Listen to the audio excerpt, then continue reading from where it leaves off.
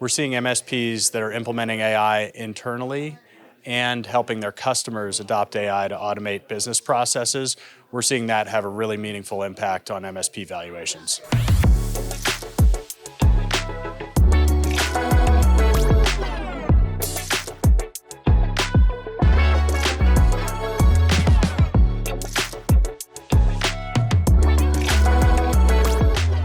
Welcome to Evergreen Elevate. I'm Sharon Florentine with the Global Technology Industry Association, and we are here in Chicago with GTIA on location, talking to some of the channel's most influential leaders about how they're growing their business and staying ahead of the competition.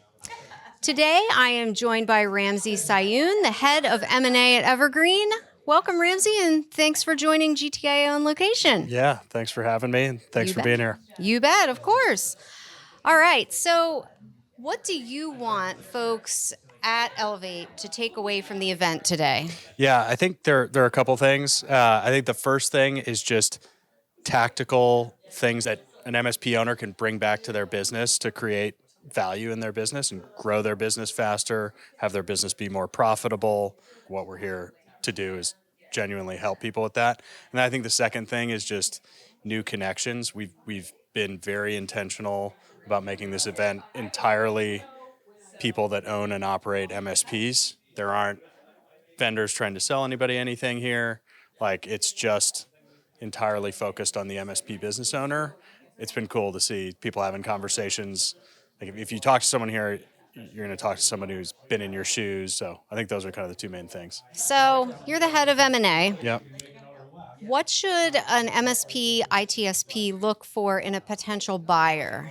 Yeah, I think we talked about this a little bit in some of the morning sessions. I think first and foremost, like, you should look for, I think, a good home for your company. I think generally speaking, valuations among the various buyers in the industry are going to be pretty similar. Everybody's looking at the same information. And then it's going to come down to you as a business owner, like, what do you want for the future of your business to look like?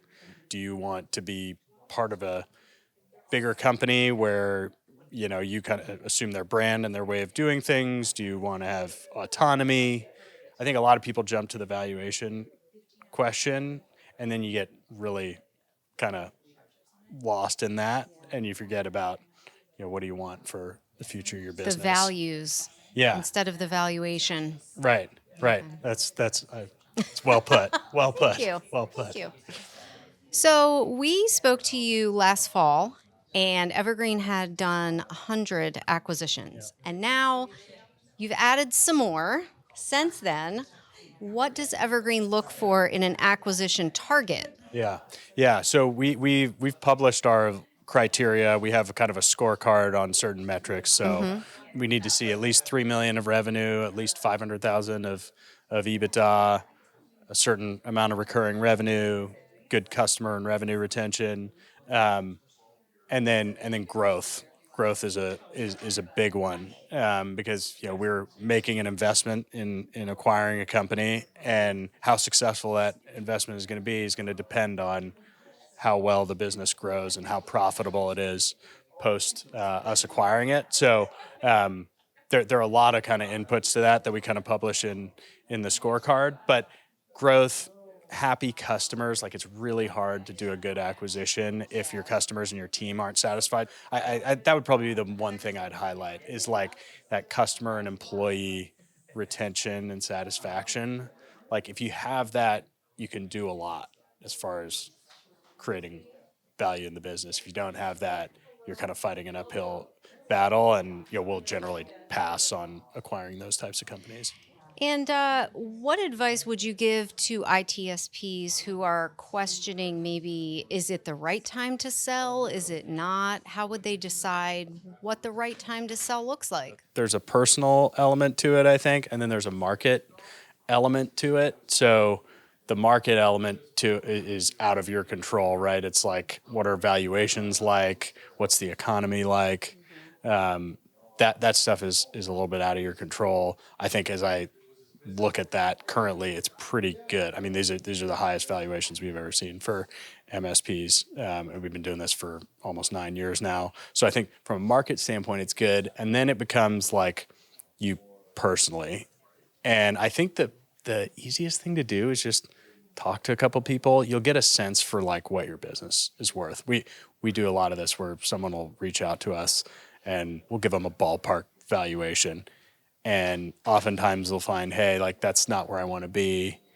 And then they ask, what can I do to get there? And we'll kind of give them some thoughts on like how they would get to that number. But for a lot of people, it's like, hey, what do I need to sell this business for, to retire comfortably or to pay off certain things or whatever it is. So I think that's like the personal side that I think is a little bit more bespoke, person by person. Yeah, makes sense. But yeah. And so now, especially, but also going forward, how much does AI and an ITSP's AI capabilities play into the evaluation of their value? Yeah, a lot. I mean, it's not going to have like a 50% impact on valuation, but it can have a 20% impact. Like it's meaningful. Well, that's still significant. It is. It's not just about one service line or some IP that you have necessarily. It's more like it manifests itself in the growth of the company, right? Like customers are curious about AI right now. So if you have something interesting that's going to be valuable to their business, that will manifest itself in growing your business, and the financial metrics will look better, and that'll translate to more value. Our ears definitely perk up when we see someone doing something interesting, whether that is on the customer side, implementing AI, which we talked about in there, or automation internally. Those are kind of the two main vectors, and there are people doing interesting things on both sides. Well, thank you again, Ramsey, so much for being on GTIA on location. It was great to have you. Yeah, awesome. Thank you for being here again, and enjoyed it. And thank you for watching GTIA on location. You can check out all our other videos on YouTube. Don't forget to subscribe so you don't miss a thing. We will be back with more GTIA on location interviews soon. See you next time.